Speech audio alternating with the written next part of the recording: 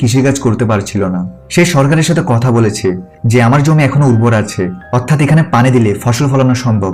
তবে কারো থেকে নেস্টের কথাই বিশ্বাস হয় না, তাই নেস্ট নিজেই জমি খনন করতে থাকে, এই আশায় যে এখান থেকে ভাগ্যক্রমে কোনো পানি বের হলে সে আবার চাষবাস করতে পারবে এবং সেই ফসলগুলো বিক্রি করে পানির অভাবকে নিজের পরিবারের জন্য পূরণ করতে পারবে।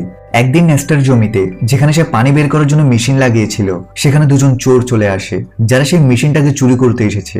নেস্ট এটা জানতে পেরে সে দ্রুত তার গান নিয়ে সেখানে পৌঁছায়। আর চোররা যখনই জানতে পারে নেস্ট এখানে এসে গিয়েছে, তখন তারা বাহানা করে যে আমরা তো অনেক দূর থেকে এসেছি, আমাদের একটু পানি দিলে অনেক উপকৃত হতাম।